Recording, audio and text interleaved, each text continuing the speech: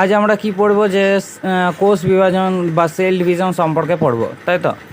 আমরা কি পড়ব না, এর কারণগুলো পড়ব না, causes and importance of cell division, এর কারণ এবং গুরুত্বগুলো পড়ব, এবং জেনারেল আইডিয়া অ্যাবাউট ক্রোমোজোম, মানে আমরা একটা সাধারণ জ্ঞান ক্রোমোজোমের সাধারণ জ্ঞান সম্পর্কে জানবো, মানে সাধারণ আইডিয়া বুঝতে পারবো যে ক্রোমোজোম আসলে কি, ক্রোমোজোমে কত ক্রোমোজোমের মধ্যে কি থাকে, ঠিক আছে, এই যে মানে তার ভাগগুলো কি, এরকম।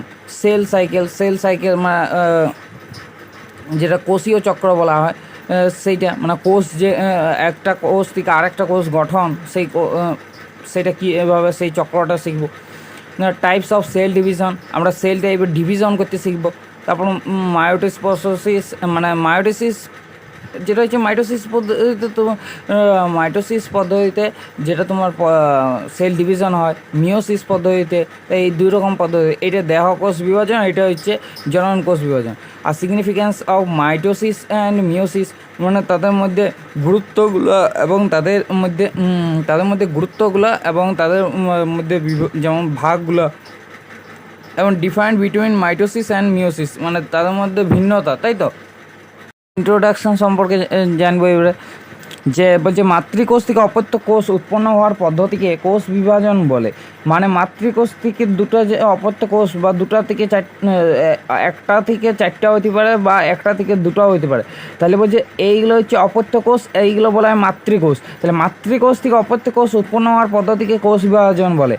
প্রতিটি কোষ তার নির্দিষ্ট বৈশিষ্ট্যের ধারাবাহিকতা এক জনু থেকে অপর জনুতে বজায় রাখার জন্য কোষ বিভাজনের সময় সুনিপুণভাবে বংশগতি বস্তুর অনুরূপ প্রতিলিপি গঠন করে। মানে হচ্ছে যে ইয়ার মধ্যে যে বৈশিষ্ট্যগুলো রয়েছে তা অপত্যের মধ্যেও সেম বৈশিষ্ট্য থাকে, ঠিক আছে।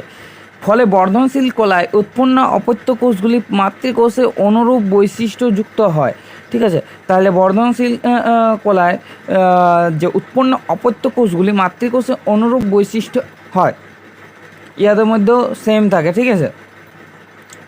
জনন কোষ বিভাজনের ক্ষেত্রে অপত্য কোষগুলি পরস্পর থেকে বা মাতৃকোষ থেকে ভিন্ন হলেও যে যখন জনন কোষে, এগুলো হচ্ছে দেহকোষ বিভাজনের সমান হয়। দু রকমের বিভাজন হয়, একটা দেহকোষ বিভাজন হয়, আর একটা জনন মাতৃকোষ বিভাজন হয়, যে জনন কোষ বিভাজন হয়, ঠিক আছে। ইয়াদের মধ্যে হতে পারে বৈশিষ্ট্য সমান দেখতে পারে, কিন্তু ইয়াদের ক্ষেত্রে ভিন্ন হতেও পারে, ঠিক আছে। ভিন্ন বলছে যে এখানে অপত্য কোষগুলি পরস্পর থেকে মাতৃকোষ থেকে ভিন্ন হলেও অধিকাংশ বৈশিষ্ট্যের সাদৃশ্য দেখা যায়, কিন্তু বেশিরভাগটাই কী হচ্ছে তাদের মধ্যে বৈশিষ্ট্যটা সমান দেখা যায়, মানে একদম অনুরূপ হয়, তাই তো। কোষ বিভাজন সম্পর্কে বিজ্ঞানী রুডলফ ভিরচাও 1855 থেকে 59 অবধি প্রথম ব্যাখ্যা করেন যে পূর্ববর্তী কোষ থেকে বিভাজনের মাধ্যমে নতুন কোষ সৃষ্টি হয়। বিজ্ঞানী স্টার্সবার্গার 1873-তে কী বলেন, অনুরূপভাবে প্রস্তাব করেছিলেন যে পূর্ববর্তী নিউক্লিয়াস থেকে নতুন নিউক্লিয়াস সৃষ্টি হয়। বিজ্ঞানী বোভেরি মানে 1879-এ কী বলেন যে, এবং ফ্লেমিং 1879 থেকে 80 মধ্যে দেহকোষ বিভাজন বিশদভাবে পর্যবেক্ষণ করেন। কী পর্যবেক্ষণ করেন না, দেহকোষ বিভাজন করেছেন। এইবারে বুঝছো যে কে কোনটা বিভাজন করেছিল, মানে রিসার্চ করেছিল, ঠিক আছে। রুডলফ ভিরচাও তিনি প্রথম পূর্ববর্তী কোষ থেকে বলছেন যে, তিনি ব্যাখ্যা করছেন আর কি, যে একটা পূর্ববর্তী কোষ থেকে নতুন কোষ বিভাজন হয়। এবার বিজ্ঞানী স্টার্সবার্গার কি বলছেন যে তিনি অনুরূপভাবেই প্রস্তাব করেছেন, যে ইনি বলেছেন কোষ থেকে নতুন কোষ তৈরি হয়, সেটা নিউক্লিয়াস। এইখানে তিনি স্টার্সবার্গার কি বলছেন, নিউক্লিয়াস থেকে নতুন নিউক্লিয়াস সৃষ্টি হয়, ঠিক আছে, অনুরূপভাবে। মানে নিউক্লিয়াস থেকে নিউক্লিয়াস সৃষ্টি হয় মানে কি, একটা কোষের মধ্যে নিউক্লিয়াস রইল, ঠিক আছে। এবারে এই সেলটা হচ্ছে দুটো ভাগে ভাগ করছে, ঠিক আছে। ইয়াদের মধ্যেও নিউক্লিয়াস রইল, ইয়ার মধ্যেও নিউক্লিয়াস, তাই এই নিউক্লিয়াস, তাই বলছি যে অনুরূপভাবে প্রস্তাব করেছিলেন, তাই তো। তাহলে সৃষ্টি হয় বিজ্ঞানী ফ্লেমিং এবং বিজ্ঞানী ফ্লেমিং আর বোভেরি কী করেছিলেন, যে তিনি দেহকোষ বিভাজন করেছিলেন, যেটা আমি বললাম দেহকোষ বিভাজন, ঠিক আছে। দেহকোষ বিভাজন করেন এবং ফ্লেমিং 1882-তে প্রথম মাইটোসিস শব্দটি প্রবর্তন করেন। তিনি যেহেতু দেহকোষ বিভাজন করেছিলেন, তাই তিনি মানে তিনটা পদ্ধতি আছে ডিভিশনের, ঠিক আছে। একটা হচ্ছে অ্যামাইটোসিস পদ্ধতি, একটা মাইটোসিস পদ্ধতি, আর একটা মিওসিস পদ্ধতি। তো জনন মাতৃকোষের ক্ষেত্রে মিওসিস হয়। আর দেহকোষ বিভাজনের ক্ষেত্রে হতে পারে কি, যে কী হতে পারে, যেমন ধরো একটা বলতে পারি, যেমন মাইটোসিসও পদ্ধতিতে হয়, মাইটোসিস পদ্ধতিতে হয়। মাইটোসিস পদ্ধতি যেমন অ্যামিবা হতে পারে, ঠিক আছে। আর মাইটোসিস পদ্ধতিতে যেমন আমাদের শরীরের দেহকোষ বিভাজন, যেগুলো একটা থেকে দুটো হয়, এইগুলো, ঠিক আছে। তাহলে তিনি প্রথম মাইটোসিস পদ্ধতিতে প্রবর্তন করেন। তিনি যেহেতু দেহকোষ বিভাজন নিয়ে পর্যবেক্ষণ করেছিলেন। আর তাহলে ভন বেনেডিন কি 1887-এ পূর্বে কোষ বিভাজন সম্পর্কে মানে বিশদভাবে পর্যবেক্ষণ করেন এবং বলেন যে জনন কোষের ক্রোমোসোম সংখ্যা মাতৃকোষের ক্রোমোসোম সংখ্যার অর্ধেক হয়ে যায়। মানে জনন কোষের ক্ষেত্রে কী হয়ে যায়, মাতৃকোষের তার অর্ধেক হয়ে যায়। মানে ধরো এখানে ধরো চারটে আছে, তাহলে ইয়ার মধ্যে দুটো যাবে, ইয়ার মধ্যে দুটো যাবে, ঠিক আছে। চারটে ধরো কিছু একটা সংখ্যা আছে, কিছু একটা পরিমাণ আছে, যেটা হচ্ছে চারটে, ঠিক আছে। ইয়ার মধ্যে দুটো যাবে, ইয়ার মধ্যে দুটো যাবে, চারটে এরকমভাবে ডিভিশন হবে, মানে কি হচ্ছে অর্ধেক হয়ে যায়, ইয়ার দুটো যাবে, ইয়ার দুটো যাবে, ঠিক আছে। ওগুলো ক্রোমোসোম সংখ্যা, আমার ক্রোমোসোম বলতে পারো। যে যদি 4n রইল, ঠিক আছে, পরে বুঝবে, যে 4n রইল, তখন 2n হয়ে গেল, ঠিক আছে। বা 2n রইল, ঠিক আছে, 2n রইল, তখন কী হলো, n হয়ে গেল, ঠিক আছে। তাহলে এই যে বলছি যে তিনি পর্যবেক্ষণ করেন, বিজ্ঞানী ফার্মার এবং মুরে 1905-এ কী করেন, এই প্রকার কোষ বিভাজনকে মিওসিস বলে আখ্যা দেন। তাহলে কে মাইটোসিস বলে আখ্যা দিয়েছিলেন, না আমাদের বিজ্ঞানী বোভেরি এবং ফ্লেমিংয়ের মধ্যে তিনারা দুজনে পর্যবেক্ষণ করেছিলেন। তার মধ্যে ফ্লেমিং বলেছিলেন যে মাইটোসিস পদ্ধতি শব্দটি প্রথম প্রবর্তন করেন, কিন্তু কে মিওসিস পদ্ধতিটা ব্যাখ্যা করেন, না হচ্ছে তিনি হচ্ছেন বিজ্ঞানী ফার্মার এবং মুরে। তেনারা দুজনেই পর্যবেক্ষণ করেছিলেন। কত সাল পর্যবেক্ষণ করেছিলেন, না 1905-এ কী হচ্ছে, তারা পর্যবেক্ষণ করেন এবং এই কোষ বিভাজনকে মিওসিস বলে আখ্যা দেন, ঠিক আছে। তার আগেও কিছুজন পর্যবেক্ষণ করেন, যার নাম হচ্ছে যেমন সাটান এবং উইনি ওয়াটার, তিনারা এবং ভন বেনেডিন, এনারা কী হচ্ছে ওই তার কিছু আগেকাল তার পর্যবেক্ষণ করে জানেন যে তাদের অর্ধেক হয়ে যায় মাতৃকোষের থেকে, যে অপত্য কোষ কী হয়েছে, তার মধ্যে ক্রোমোজোমের সংখ্যা অর্ধেক হয়ে যায়, তাই তো। তারপর আমরা প্রোক্যারিওট ও ইউক্যারিওট কোষে পার্থক্য থাকলেও কোষ বিভাজনের ক্ষেত্রে কয়েকটি সাদৃশ্য খুঁজে পাওয়া যায়। তা প্রোক্যারিওট আমরা কোষ দু ধরনের দেখব, একটা হচ্ছে প্রোক্যারিওট, একটা হচ্ছে ইউক্যারিওট, ঠিক আছে। যেমন হচ্ছে ডিএনএ প্রতিলিপি গঠন এবং প্রাথমিক ও প্রতিলিপি বস্তুর পরস্পরের পৃথককরণ, সাইটোকাইনেসিস ইত্যাদি, ঠিক আছে। রিমার্ক 1841 থেকে 1855-এ কী হচ্ছে অ্যামাইটোসিস কোষ বিভাজন আবিষ্কার করেন। কে আবিষ্কার করেন, বিজ্ঞানী রিমার্ক 1841 থেকে 1855 থেকে মানে 55 পর্যন্ত অ্যামাইটোসিস কোষ বিভাজনে আবিষ্কার করেন এবং বিজ্ঞানী ফ্লেমিং 1882-এর বিশদ মানে বর্ণনা করেন। তাহলে যে বলবে যে মাইটোসিস কোষ বিভাজন আবিষ্কার করেন রিমার্ক, ঠিক আছে, এবং বিশেষত বর্ণনাকে করেন ফ্লেমিং। ইস্ট, অ্যামিবা, প্যারামেসিয়াম এবং ইউক্যারিওটিক কোষে মাইটোসিস কোষ বিভাজন দেখা যায়। বহুকোষী জীব কোষ বিভাজনের মাধ্যমে ক্ষত নিরাময়ের কাজ করে। আবার বার্ধক্যের সময় প্রাণীদের কোষ বিভাজন বন্ধ হয়ে যায়। বার্ধক্যে কোষের সক্রিয়তার অবনতি ঘটে এবং মারা যায়। ঠিক আছে, এই যে তারপর বলছে যে অপরপক্ষে ক্যান্সার কোষের মৃত্যু ঘটে না, যেমন টেলোমারেজ উৎসেচক ক্যান্সার কোষের অনিয়ন্ত্রিত বিভাজনে অংশ নেয়। বলছে এই বুঝে ভালো করে যে বহুকোষী জীব কোষ বিভাজনের মাধ্যমে ক্ষত নিরাময়ে কাজ করে। ধরো আমাদের শরীরে যেমন একটা ক্ষত, ধরো কাটা গেল, ঠিক আছে, এই ধরো এইখানটা কাটা গেল, ঠিক আছে, এই জায়গাটা ছোট ছোট ছোট ছোট কোষগুলো কি একটা এই যে সাইডে কোষগুলো, এই সাইডের কোষগুলো আস্তে আস্তে কী হচ্ছে যেমন আছে আছে, কিন্তু তারপর কী হচ্ছে এরা বিভাজন করবে, ঠিক আছে, এরা বিভাজন করবে দিয়ে এইদিকে বাড়বে, আস্তে আস্তে বাড়বে দেখবে একটা পোড়ার মতন পাতলা স্তর, রক্ত স্তর, যেমন রক্ত যেটা উপরে পোড়া স্তর থাকে এবং ভিতরে কী হয় একটা নতুন চামড়া গঠন হয়, তাই তো। তাহলে সেক্ষেত্রে এইরকমভাবে গঠনটা করে উপরে পড়া যেটা তোমার মানে সেই ময়লা রক্তটা এবং কিছু উৎসেচক দ্বারা ওটা কী হয় একটা স্তর তৈরি করে, ঠিক আছে। এবং কী বলছে, এবং আবার বার্ধক্যের সময় প্রাণী কোষ বিভাজন বন্ধ হয়ে যায়। ধরো একটা বয়স্ক মানুষ, বার্ধক্যের সময় মানে একদম বয়স্ক মানুষ আছে, তাহলে তখন তার কোষগুলা কী হচ্ছে সঠিক পুষ্টি নেয়, ঠিক আছে, এই কোষটা ধরো সঠিক পুষ্টি নেয় তাহলে, এবং শরীরের যে যে ক্ষমতাটা এই তো কোষ থেকেই পাবে, মাইটোকন্ড্রিয়ার থেকে শক্তি গ্রহর থেকে পাবে, কিন্তু সেই তখন কার্য করা সেই শক্তি গ্রহরটা আস্তে আস্তে কাজ করার ক্ষমতা কমিয়ে যাবে। তাহলে বলছে যে যখন বার্ধক্যের সময় আসে তখন প্রাণীদের কোষ বিভাজন বন্ধ হয়ে যায়, তাহলে কোষটা ধীরে ধীরে কোষটারও বার্ধক্য হয়, ঠিক আছে। তাহলে বার্ধক্যে কোষের সক্রিয়তার অবনতি ঘটে এবং মারা যায়, ঠিক আছে।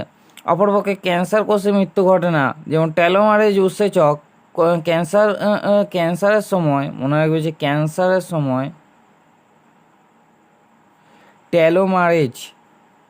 টেলোমারেজ বলে কী হয় একটা উৎসেচক কী করে টেলোমারেজ উৎসেচক মনে রাখবে, ঠিক আছে, যেটা ক্যান্সার ঘটাতে সাহায্য করে। যে সকল পদার্থ কোষ বিভাজনে উদ্দীপনা যোগায় তাদের মানে যাকে বলা হয় মাইটোজেন বলা হয়, ঠিক আছে। যে সকল পদার্থ কোষ বিভাজনে উদ্দীপনা যোগায় তাদের মাইটোজেন বলে, যেমন হচ্ছে সাইটোকাইনিন, স্টেরয়েডস, লিম্ফোকাইন ইত্যাদি। আবার যে সকল পদার্থ কোষ বিভাজনে বাধা দেয়, যেমন মাইটোসিস বিরোধী, যেমন হচ্ছে অ্যাজয়েড, ঠিক আছে, তারপরে সায়ানাইড, তারপর কলচিসিন, এগুলো হচ্ছে তোমার কী হচ্ছে যেগুলো কোষ বিভাজনের বিরুদ্ধে কাজ করে, ঠিক আছে।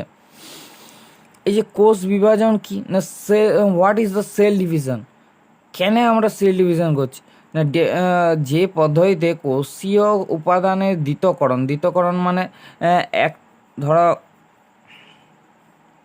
এই যে সেলটা আছে, এই সেলটা বলছে এই যে উপাদানগুলো আছে, ধর মাইটোকন্ড্রিয়া আছে, ধর গলগি বস্তু আছে, রাইবোজোম আছে, এই যে যে সমস্ত নিউক্লিয়াস আছে, তাহলে এই যে কোষীয় উপাদানগুলো রয়েছে, তাহলে তাদের দ্বিতকরণ মানে একটা থেকে দুটো ও পৃথককরণের মাধ্যমে মাতৃকোষ থেকে 2 বা 2-এর বেশি অপত্য কোষের সৃষ্টি হয়। পৃথককরণ মানে এইখান থেকে পৃথক হলো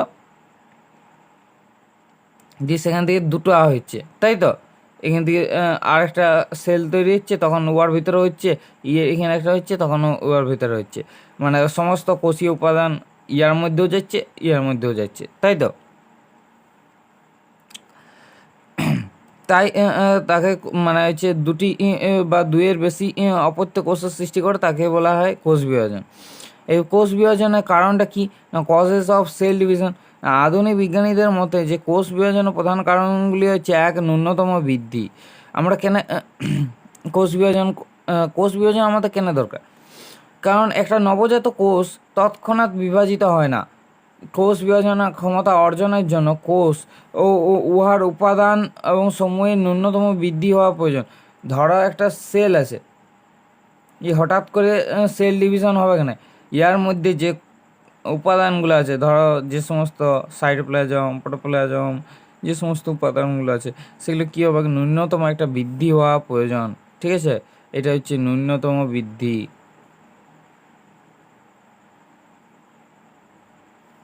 এই যে সাইডে যেগুলো লিখছি না, এগুলো তোমরা কী করবে যে খাতায় লিখে নাও। এগুলো কী হচ্ছে, একটা হাইলাইট বোর্ডে, ঠিক আছে, এক ধরনের হাইলাইট বলা হয়। এগুলো হাইলাইট করছি তাহলে বুঝতে সুবিধা হবে।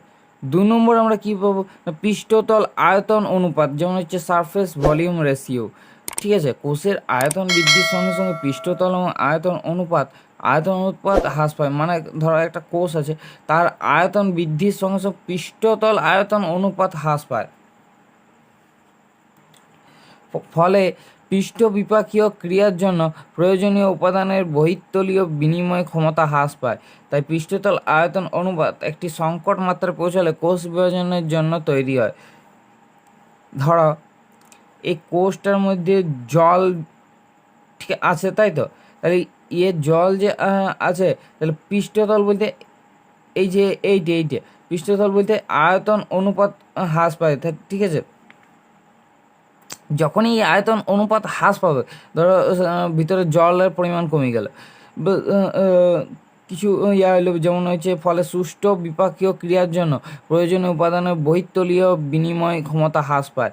মানে বহিঃতলীয় মানে কি, মানে যে সমস্ত কোষটার প্রয়োজনীয় উপাদান দরকার ক্রিয়ার জন্য, কাজ করার জন্য, তাহলে সেই উপাদানগুলো কী হচ্ছে, বহিঃতলীয় বিনিময় ক্ষমতা হ্রাস পায়, সেগুলো সংগ্রহ করার ক্ষমতা কমে যায়।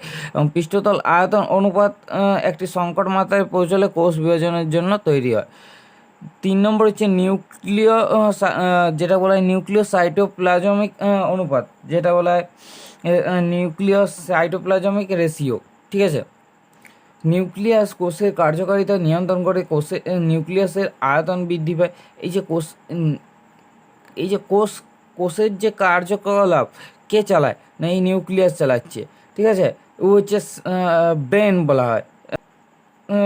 নিউক্লিয়াসের আয়তন বৃদ্ধি পায় না, কিন্তু এর আয়তন এক থাকে না। ধরো এই সেলটার মধ্যে এইটা হচ্ছে নিউক্লিয়াস, এর সেম আয়তন আছে, কিন্তু কোষ বৃদ্ধির ফলে সাইটোপ্লাজমের আয়তন বৃদ্ধি পায় এবং নিউক্লিয় সাইটোপ্লাজমীয় অনুপাত হ্রাস পায়, ফলে কোষ বিভাজনে উদ্দীপিত হয়। ঠিক আছে, এবার হচ্ছে মাইটোজেন কোষ বিভাজনে উদ্দীপনা প্রদানকারী পদার্থ, যেমন হচ্ছে উদ্ভিদ কোষে সাইটোকাইনিন, প্রাণী কোষে ইজিএফ, যেটা বলা হয় এপিডার্মাল গ্রোথ ফ্যাক্টর, আর পিডিজিএফ মানে হচ্ছে প্লেটলেট ড্রাইভ গ্রোথ ফ্যাক্টর, এবং লিম্ফোকাইন প্রভৃতি কোষ বিভাজনে উদ্দীপনা যোগায়। তাই তো? 5 নম্বর আমরা দেখব জিন নিয়ন্ত্রণ। প্রকৃতপক্ষে কোষ বিভাজন একটি জিন নিয়ন্ত্রণ প্রক্রিয়া।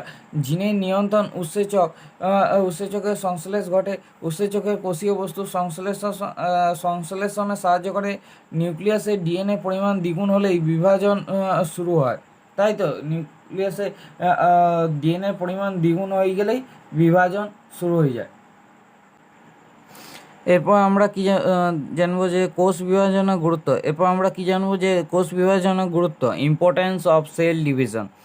1 নম্বর হচ্ছে সকল প্রকার কোষ পূর্বসূরি কোষ থেকে বিভাজনের মাধ্যমে সৃষ্টি হয়। মানে বলছে সকল প্রকার কোষ কী হচ্ছে, আগের থেকে এখন অপত্যের সৃষ্টি হয়, মানে আগের পূর্বসূরি বলতে পুরনো। ঠিক আছে, প্রতিটি জীবন শুরু হয় একটি মাত্র কোষ থেকে। নিষিক্ত ডিম্বাণু বা জাইগোট বিভাজনের মাধ্যমে নতুন জীবের সৃষ্টি হয়। 3 নম্বর হচ্ছে জীবদেহের বৃদ্ধি ও পরিস্ফুরণের জন্য কোষ বিভাজন প্রয়োজন।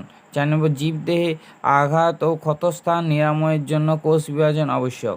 5 হচ্ছে জীবের বংশবিস্তার, বিশেষ করে জনন কোষ গঠনের জন্য কোষ বিভাজন প্রয়োজন। 6 নম্বর হচ্ছে কোষ বিভাজনের ফলে নতুন বৈশিষ্ট্যপূর্ণ অপত্য কোষ সৃষ্টি হয়, যা জীবের অভিযোজন ও অভিব্যক্তিতে সাহায্য করে।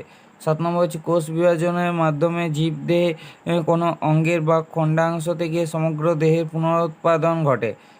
8 নম্বর হচ্ছে কোষ বিভাজনের সময় বংশগতি বস্তু ডিএনএ প্রতিলিপি গঠিত হয়। ডিএনএ প্রতিলিপি গঠনের সময় কোনো ত্রুটির কারণে পরিব্যক্তি উদ্ভব হয়। এই যে বলছে যে পূর্ব কোষ থেকে নতুন সেলের সৃষ্টি হয়, আর তারপর বলছে যে প্রতিটি জীবের জীবন শুরু হয় একটি মাত্র কোষ থেকে, তাই নিষিক্ত ডিম্বাণু বা জাইগোট বিভাজনের মাধ্যমে নতুন জীবের সৃষ্টি হয়। এইটা বলছে জনন কোষের ক্ষেত্রে, ঠিক আছে, এগুলো হচ্ছে জনন কোষের ক্ষেত্রে। এই যে এটা জীবদেহে মানে জীবদের বৃদ্ধি ও পরিস্ফুটনের জন্য কোষ বিভাজন প্রয়োজন, এইটা হচ্ছে দেহকোষ বিভাজন, ঠিক আছে। এইটা হচ্ছে জীবদেহে আঘাত ও ক্ষতস্থান নিরাময়ের জন্য কোষ বিভাজন অবশ্যই, এটা হচ্ছে দেহকোষ বিভাজন। জীবের বংশবিস্তার বিশেষ করে জনন কোষ গঠনের জন্য কোষ বিভাজন প্রয়োজন, এটা জনন কোষ বিভাজন। কোষ বিভাজনের ফলে নতুন বৈশিষ্ট্যপূর্ণ অপত্য কোষ সৃষ্টি হয়, যা অভিযোজন ও অভিব্যক্তিতে সাহায্য করে। এটাও বৈশিষ্ট্যের মধ্যে পড়ে, মানে জনন কোষ বিভাজন। কোষ মানে জনন কোষ নয়, এটা হচ্ছে দেহকোষ বিভাজন, আর কি হচ্ছে জনন কোষ বিভাজন দুটাই, কারণ অভিযোজন এবং অভিব্যক্তিতে, মানে অভিযোজন মানে কি, ধরো একটা প্রাণী কি হচ্ছে দেহাবশেষটা ঠিক রাখিবে, তাহলে তার দেহে কোনখানে হাত হবে, কোনখানে পা হবে, কোনখানে কান হবে, নাক হবে, এগুলো সব দেহকোষ বিভাজন হয়। আর কোন জননকোষ কারণ হচ্ছে সেটা পুরুষ এবং স্ত্রী হবে, সেটা হচ্ছে জননকোষ বিভাজন। তাই অভিযোজন অভিব্যক্তি দুটোই হচ্ছে সাহায্য করে। তাই তো কোষ বিভাজনের মাধ্যমে জীবদেহে কোনো অঙ্গের বা খণ্ডাংশ থেকে সমগ্র দেহের পুনরুৎপাদন ঘটে। মানে কোষ বিভাজনের মাধ্যমে কি, একটা ছোট্ট ধরো একটা যেমন গোলাপ গাছে ডাল যদি থাকে, যেমন গাছে গোলাপ গাছ যদি থাকে, সে গোলাপ গাছ, ধরো গোলাপ গাছ নয়, জবা গাছ, একটা জবা গাছ কী হয়, যে জবা গাছের বর্ষাকালে আমরা জবা গাছের ডালকে কী হয় মাটিতে পুঁতে দিই, তাহলে সেখান থেকে আবার নতুন একটা গাছে উদ্ভব হয়। তাহলে কী বলছি, একটা ছোট্ট খণ্ডাংশ বা অঙ্গের কী হয় সমগ্র দেহের পুনরুৎপাদন ঘটে। 8 নম্বর হচ্ছে কোষ বিভাজনের সময় বংশগতি বস্তু ডিএনএ প্রতিলিপি গঠিত হয়। ডিএনএ প্রতিলিপি গঠিত হয় মানে কোষ বিভাজনের সময়, মানে ডিএনএ প্রতিলিপি গঠনের সময় কোনো ত্রুটির কারণে পরিব্যক্তি উদ্ভব হয়। মানে কেমন হয়, বংশগতি বস্তুর ডিএনএ প্রতিলিপি, মানে ধরো তোমার দাদুর যে বৈশিষ্ট্যটা আছে সেটা তোমার মধ্যে আছে, ঠিক আছে, সেই হচ্ছে ডিএনএ প্রতিলিপি গঠন, ঠিক আছে। ওটাও বলতে পারে যে তোমাদের পূর্বপুরুষের কোনো পরিব্যক্তি সেটা তোমার মধ্যে আসে, কিন্তু এই যখন প্রতিলিপি গঠনের সময় কোনো ত্রুটি কারণ দেখা যায় তখন পরিব্যক্তির উদ্ভব হয়, তাই তো। এটা প্রতিলিপি গঠিত হবে, এটা পরিব্যক্তির গঠিত উদ্ভব হয়।